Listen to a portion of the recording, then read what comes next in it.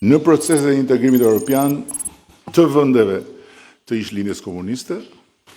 ku s'ka ndodhur kurrë që një prokuror dhe një gjykatës të mblidhen kokë në kokë dhe të pezullojnë nga detyra një antar i qeveria. Por, dhe ky është një por shumë i madh, nëse një prokuror special dhe një gjykatës special i shkallës parë të speciales këtu në Shqipëri kanë vendosur të pezullojnë një ministër, cënimi drejt për drejt i pavarësisë dhe i funksionimit të një pushteti tjetër të pavarur, siç është ekzekutivi,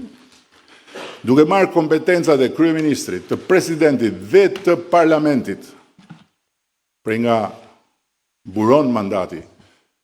i qeverisë dhe i çdo ministri, zgjedhja jonë në raport me këtë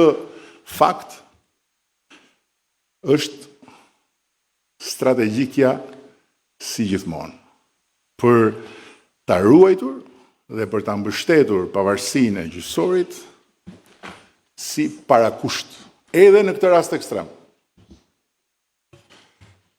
E thënë drejt për drejt, ne nuk mund t'i përgjigjemi një arbitrariteti të këtyre përmasave me asnjë lloj arbitrariteti. Dhe as do të angazhohemi larg qoftë në një betejë politike, retorike me drejtësinë. Por do vazhdojmë me durimin ton strategjik. Do ta ruajmë dhe mbështesim pavarësinë e gjyqësorit, do ta respektojmë pa kushte vendimin e pezullimit të ministres dhe në ndërkohë do të kërkojmë mbrojtjen e pavarësisë së funksionimit të cënuar të qeverisë vetëm tek drejtësia në gjykatën kushtetuese. Këta jemi ne, ky jam unë, pezullimi është vendim i një gjykate që ne do ta